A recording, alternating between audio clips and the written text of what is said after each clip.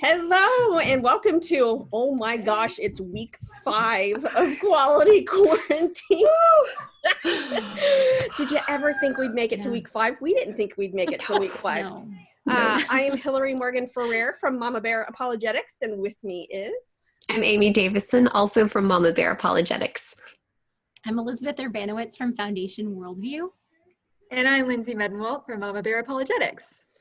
Yep, so today is Movie Monday. So the movie that we have picked for today is, and someone's going to add, is it all of a The sudden, Prince of Egypt. Prince of Egypt. Because all of a sudden I was thinking Joseph King of Dreams. I'm like, that's not, and there goes my alarm. So I hope not, because I've missed it if that's what we're going to be talking about. what is that alarm that I just turned off? I just turned off the alarm. Should we start over? No, keep going. Okay, because we're professional. So we're going to be talking about the Prince of Egypt today. Okay, so just just letting you know, I have 4 papers that are due like by this next Friday. So I've been a little bit, the other ladies were better at watching it. But we did talk about how Hollywood really did kids movies, and they did biblical stories a lot better than they do now. That they actually had legitimate actors. Here's our list of people that, in case you have forgotten, were in Prince of Egypt. That we have Val Kilmer playing Moses. And God. Oh, wow. Jeff Goldblum playing Aaron. We just call him Voldemort playing Pharaoh, which is very fitting. So we're all fines there. We have Michelle Pfeiffer. We have Patrick Stewart. We have Dame Helen Mirren. She's the bomb.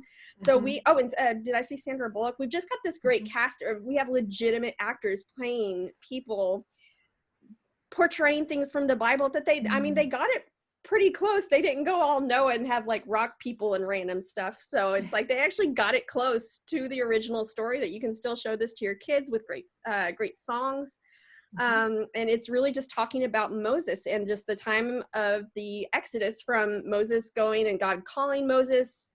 And then all the things that they had to do to be able to get the people out of Egypt, all the plagues, and how Pharaoh kind of responded to that. And so there's a lot of, besides just having a familiarity with the biblical story, there's a lot of good things that we can discuss about in this movie. Yeah, this was definitely one of those movies that I wish I had seen as a kid, because this came out in 98. I was, a senior in high school. Whoa. And you hear, when you're growing up in the church, you hear Sunday school stories, and we talk about the plagues, like, as part of your curriculum in Sunday school. And they kind of scared me when I was a kid. Like, is God going to do this to us? And whoa, this is a big deal. Like, these things are happening and they're for real. And, my parents didn't do a lot of apologetics with me back in the day. So I didn't really get the answers to those questions. But these are still questions that kids are asking today, especially if they've heard maybe COVID-19 compared to a plague. The media has been throwing around that word. Some pastors have been throwing that around as prophecy. Like, this was prophesied as a new plague on, and some of them will just say America, but it's worldwide. Because of our sins, and God's choosing to take people out with this because of their sins. Well, that's not really what happened in the biblical narrative of the Exodus. Exodus 1-14 is really kind of where the story is covered. And so we'll talk more about that on Wednesday as far as the biblical narrative goes, but we should be prepared to kind of have that dialogue with our kids. And this movie is a good gateway into talking about, God is powerful. And, this is what, he's portrayed as powerful in the film. And that's a great opportunity to say, yeah, God can do that. And those, what about the magicians who do it? Well, yeah, but God can do, he's got a purpose for it. The magicians, I forgot to mention them, Steve Martin and Martin Short. Yes. Sorry. Combo. Better to play the magicians. 2 of the amigos are in this. Yeah. So anyways, I think this is a great movie to help parents have that tough conversation about, this somewhat, I wouldn't say dry, but difficult biblical narrative. It's hard to picture a lot of these things in your head as they're actually going on. It's like I'd say I don't think anybody here has seen a plague of locusts, but I saw a plague of crickets. My first year at PCU. You were there. It was in 1998. There, you could not walk anywhere, to any building without crunching on crickets. And I remember thinking at the time, so this is like what the plague of like locusts look like. You can't go anywhere without hearing crunching sounds. And we had it here in Waco this last fall, and it was nasty. It smells. Yeah. So, and I like something that what you said, that this isn't necessarily showing like people are calling it plagues, like this is God's wrath.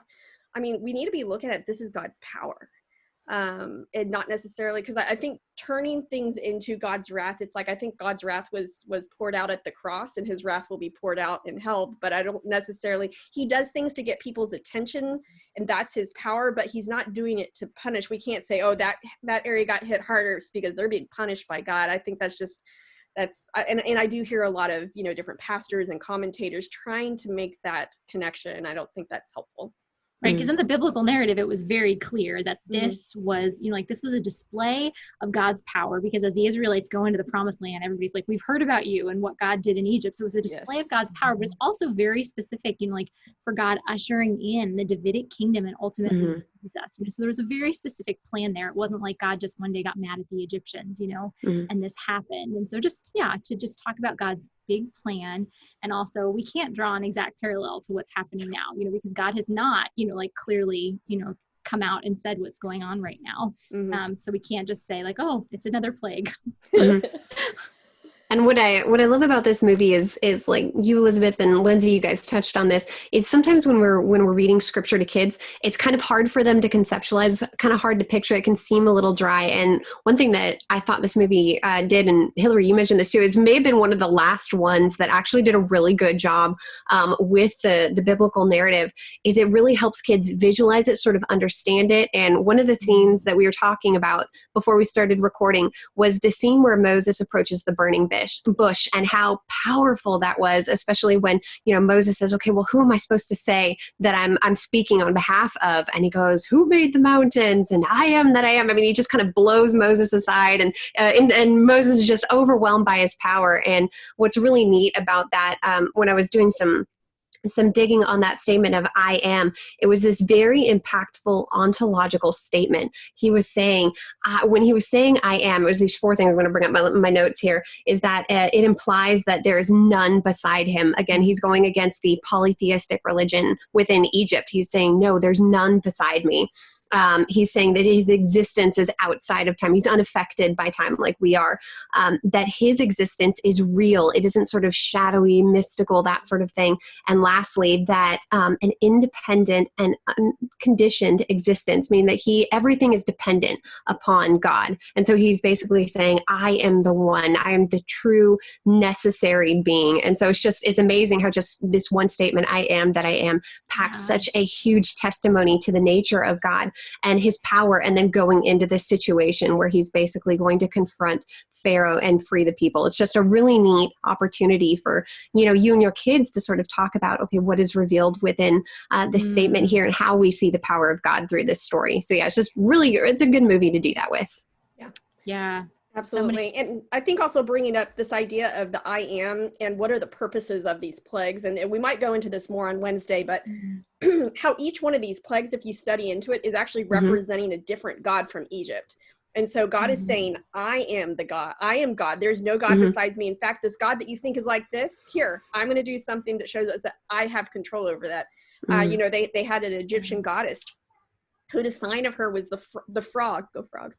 That's a tasty thing. But then he had the plague of frogs, showing that, the goddess is not happy, and he could take the frogs away. Like every single one you go through is eventually, darkening the sun. Ra, their sun god, was one of the ones that they thought was responsible for everything. And what was the one? Was it Lindsay, or it was either Lindsay or Elizabeth? We were talking about when they scattered the ashes. Yes. I used to talk about this with my students when we would go through this. That I'm blanking out on the name of the Egyptian god because I haven't taught this in a while. But when God told Moses to go and scatter the ashes and throw them up, and then they turned into boils, what that was going against is there was this one god in Egypt who they would actually sacrifice humans to, and they thought he was like a healing god, and they would take the ashes from those human sacrifices and scatter them on the people to bring health. And so in like what God was having Moses do was like directly showing like, no, your health does not come from this God. Like I am the one who is in control of sickness and health. So just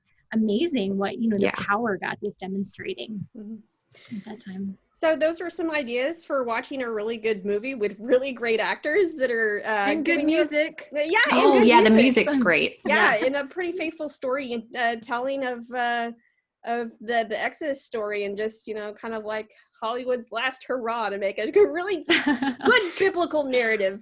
So but that is our Movie Monday, and we will talk more about some of the details in the Exodus story on Worldview Wednesday. So for now we will say goodbye though. Bye. See you later. Bye.